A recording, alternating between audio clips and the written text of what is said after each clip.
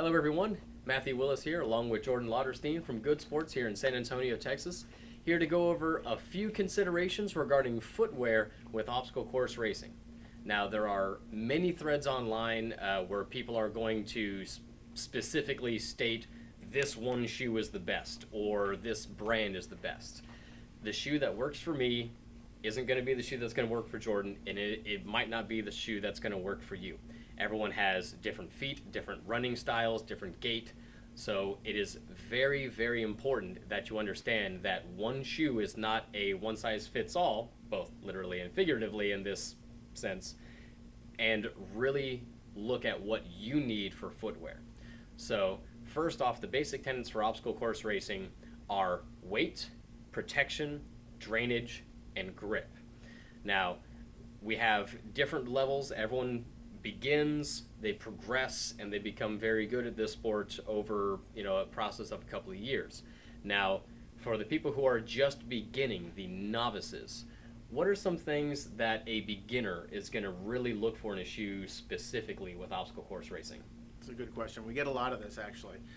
We have a lot of people who get really jonesed up about going to their first race, and the typical thing that we talk about first and foremost is protection, because beginners typically won't have the form or the muscle strength to avoid certain parts of obstacles, and as they land on them, they could hurt their feet. So protection is what we typically talk about, and it's best described in shoes like this La Sportiva Bushido, which is one of the most technical shoes we carry.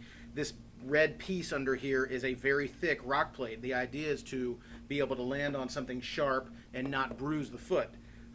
Yes, it has the sticky rubber. Yes, it has the lightweight. Yes, it has all the drainage. But better yet, it has the protection for somebody who's beginner, intermediate, advanced. And as you go up in the ranks, you typically don't need as much protection because you have better form.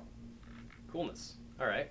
So as you're moving up and as you're becoming better in the sport, better runner, specifically in terms of getting better form, landing on rocks, tree roots, and obstacles better, what's something to where you're going to want to get to from that point once you've actually really started to improve and you got a few races under your belt? Yeah. The idea there would be we can lessen the amount of protection, but still keep some, and then we can also lower the drop a little bit more. So instead of going from an 8 or 10 millimeter drop in a traditional running shoe, you can get into something like a 4 millimeter drop with a really lightweight rock plate. And I happen to be grabbing La Sportiva because it's sitting here, but we have lots of other brands that offer this same type of information. So the La Sportiva Helios SR offers grip, drainage, a little bit of protection, but it's a much more high performance kind of fast on your feet type thing. Coolness. Now, you mentioned both drop and drainage in that. So before we really get to the advanced footwear, people speak about drop a lot. So specifically, what is drop and what does that do for me as an athlete? Okay, so typically the lower the drop, the higher the performance of the athlete will be, meaning that somebody who's going to be in a 12 millimeter drop, like a traditional Salomon, this is going to offer a lot of protection for a heel crasher. So as you're coming downhill, you reach out with your heel and you crash to slow your momentum. Well, this gives you that protection under the heel.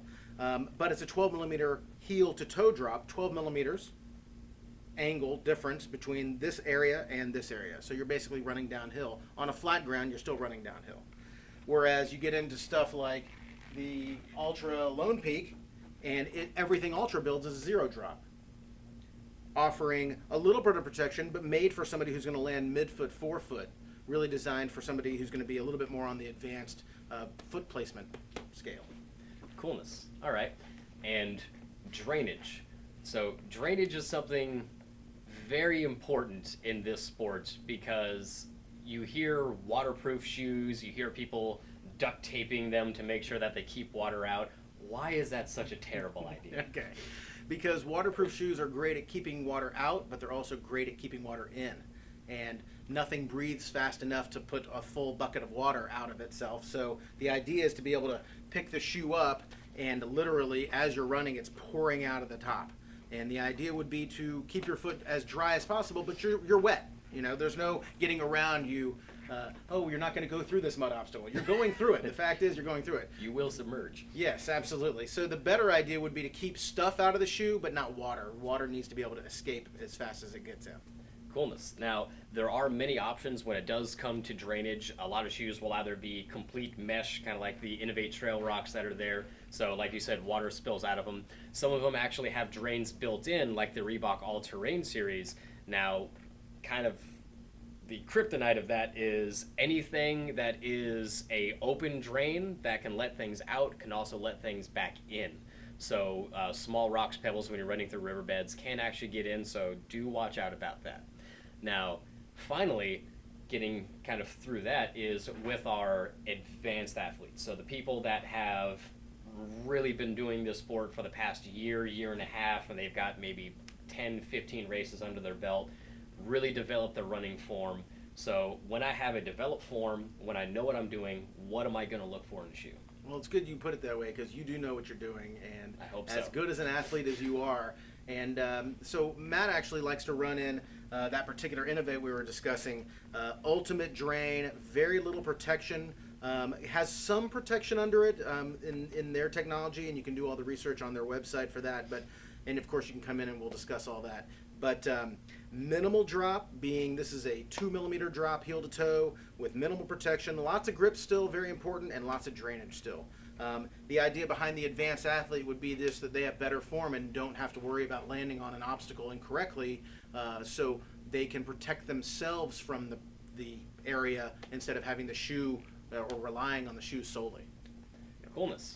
So that's just some consideration, like I said, you take in for when you're looking for shoes. Now, we always recommend that you actually come in, speak to an expert, and really get what you need. All right, so they have all the tools here. They have the good old fancy machine to where you actually step in and can see where your weight is. They'll actually watch you run, check your gait, if you pronate or not, and then really get what you need based on you, your personal body metrics, and running form.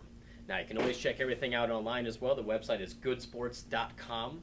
Like I said, they're down here in San Antonio, but they can kit you out wherever you are in the country. I know that they've even kitted people out for mountain climbs at K2.